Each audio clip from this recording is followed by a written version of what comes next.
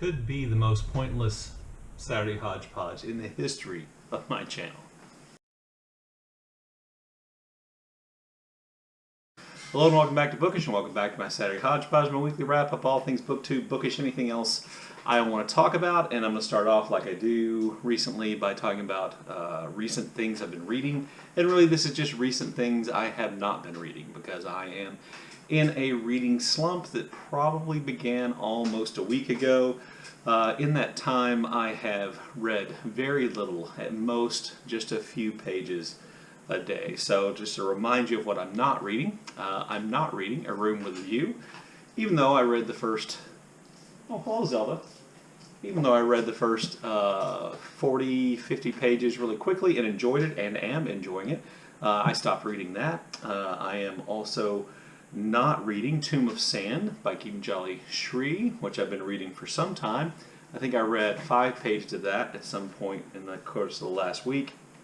And I'm not reading Fingersmith by Sarah Waters. I've read none of that, even though it's pending, through my the Libby app and has to go back. I did just last night, so that would be Thursday night because today's Friday. I did just last night start reading I'm Afraid of Men by Vivek Shraya, which I think has the potential to break me out of my slump. But there really isn't a lot to say about my reading slump. And what I've been reading, because I've been reading really nearly nothing. So there you go, there is a breakdown of my weekly reading.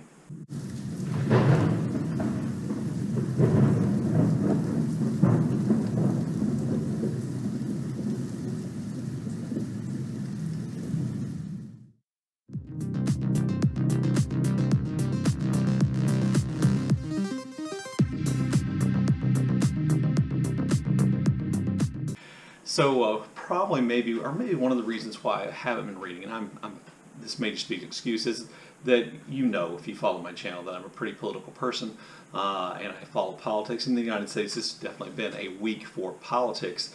Former President Trump was indicted on 37 counts, including 31 violations of the Espionage Act for having classified documents that he's not allowed to have improperly stored at his home at Mar-a-Lago, as well as intentionally hiding, moving, keeping those from regulators, causing his lawyers to lie under oath, and essentially those charges are incredibly damning. Now, innocent until proven guilty, and all those good things, but you should know, if you're a doubter about these charges, that the material that the special counsel used to seek this indictment comes from people who work at Mar-a-Lago.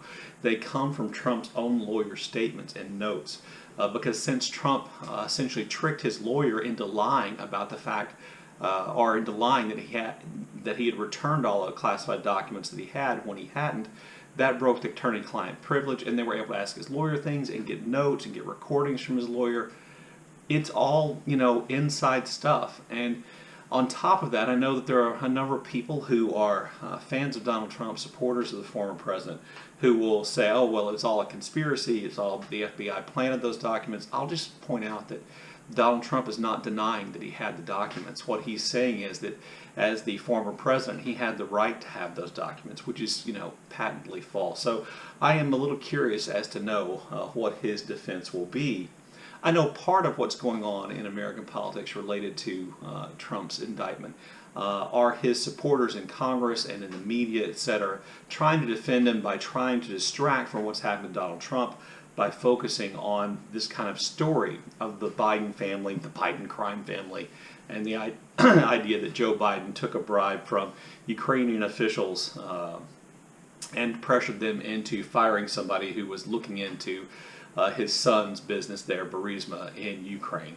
A couple of things about this. A big deal has been made out of this document the FBI had called a 1023. A 1023 document is a form that FBI officials fill out when they get a tip, and it is literally a form where they record information that is unsubstantiated, information without evidence that's just literally a tip. So this 1023 document, which Republicans are saying the FBI hid from them, this 1023 document doesn't contain any actual evidence.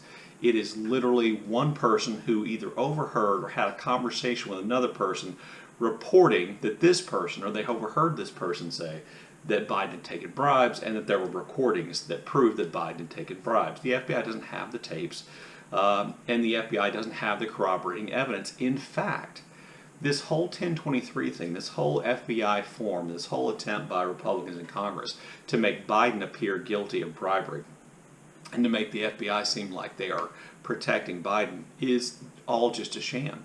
The 1023 document has been known to Congress and has been known to exist for some time. It contains no charges, or no allegations, I should say, against Biden that didn't come up during the 2020 election, that haven't been around since 2019. And in fact, the Republican-controlled Senate in 2020 investigated this, and they found that there was no evidence that Biden had done anything wrong. The FBI, the DOJ, under Trump, with a Trump-appointed attorney, investigated the allegations in this 1023, and they found no evidence. There is no evidence from that 1023 that Biden broke the law. So all of that you need to know. You need to recognize that for what it is. It is a distraction. But what I would also say, and I think one of the key differences between supporters of the former President Trump and people who voted for President Biden, is that I don't know anybody who voted for President Biden who is so committed to the idea that President Biden is the savior of the United States, that if it were proven that he'd broken the law, that we wouldn't all support impeaching and remove him. I certainly would.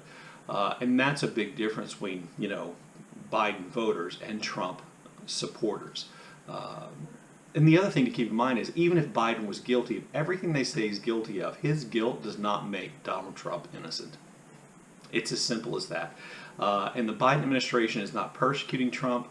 A special counsel was appointed by Merrick Garland, the Attorney General, to investigate the Trump documents. And guess what? He appointed a special counsel to investigate the documents that Biden had at his place too. It's the same process. It's not two levels of justice. It's the same. But Trump got caught. And we don't know what's going to happen with Biden situation yet. So I want to make sure I talked about that because it's important to me to kind of clarify that and make sure. And you can find all this out. You just have to you have to listen to and read things that don't exclusively come from mainstream media or right-wing media covering only the talking points of right-wing politicians. That information is out there, and you can certainly find it. So I wanted to make sure I talked a little bit about that. Is the camera crooked?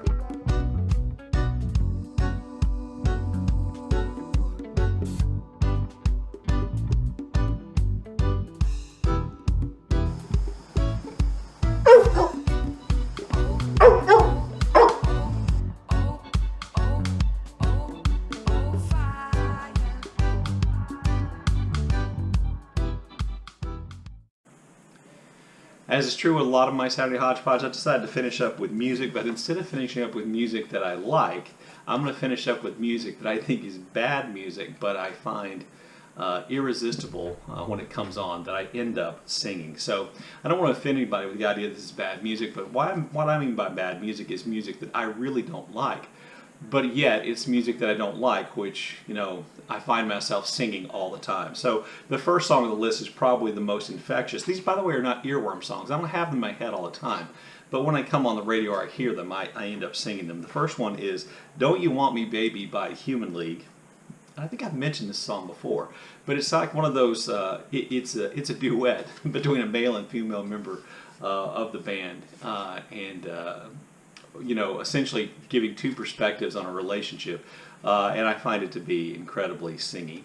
A second song, which is also like this, came on the radio when my wife and I were driving back from my daughter's house a couple of weeks ago, and that was "Safety Dance" by the band Men Without Hats. Is there a sillier song in existence?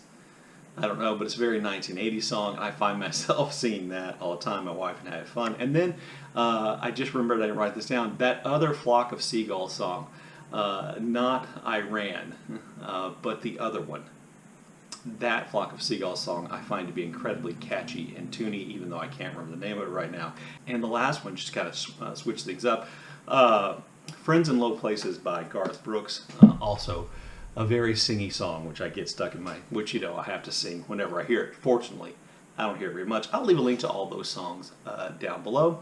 Also, you may know that I was a guest on Ami's channel, in which he and I discussed the legacy of Cormac McCarthy. Cormac McCarthy just died. I didn't make a video, but Ami, asked if I wanted to talk about Cormac McCarthy and my reaction to McCarthy on his channel, and I did, and that was a really fun conversation.